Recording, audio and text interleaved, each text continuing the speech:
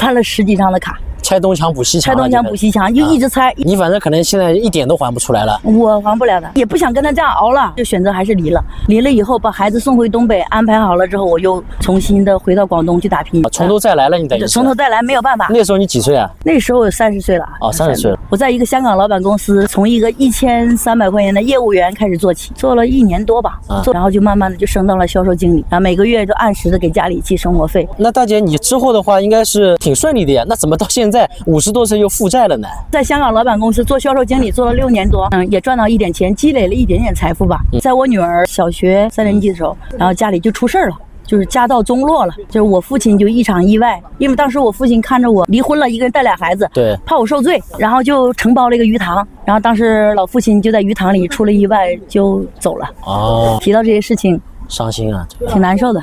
就是你父亲走了之后，等于你们家这个收入就一下子下来了，就是顶梁柱就没有了嘛。剩下我老妈也没有多少的退休金，然后呢，我就一个人担起了家庭的这个重担，每个月给家里给我女儿，因为我女儿从小的环境家里可以嘛因为我有我父亲资助，从小学音乐学钢琴呢，那也不能断了孩子的那个学艺术的生涯，等于都要你来出了这个钱。对，我就开始我母亲家里的一些生活费用加上孩子的学费，我就一直这样子一路的奔波，都还好，还能支撑得了。一直到我女儿准备要中考之前，家里就出事了。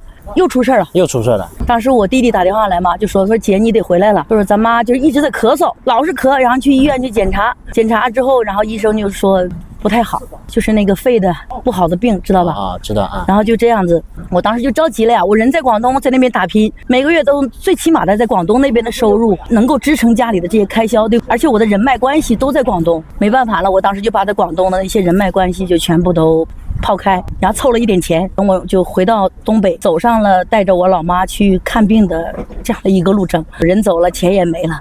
我老妈的寿命只维持了1年半就走了。1年半，花了多少钱进去呢？总共花了应该有不到40万吧。女儿还要读书，还要学钢琴，还有开销，没办法，我就开始办卡左一张右一张，然后加在一起，办了10几张的卡。拆东墙补西墙，就一直拆。那你现在总共的卡里的负债是多少钱呢？连卡带亲戚朋友的，一共付不到100个，因为他还有利益什么息，因为从19年到现在已经滚来滚去，可能像大雪球了已经。你反正可能现在一点都还不出来了。我还不了的。那他们也没有说来追债什么的？有的，那个信息就很多，开庭的什么东西很多，但我一概都不接。你反正就全国到处飘来飘去的。我其实不是躲债，因为我也还不起，反正我现在就是这样想，哪怕的在外面就是我这样子颠沛流离的保证自己的一个基本的生活的前提下，能够赚点钱，基本的吃饭钱能赚一点，然后每年年底把亲戚朋友在我最困难的时候帮我的这个你总要还一点吧，对，哪怕1年一个人还个2000、3000，你总要还点吧。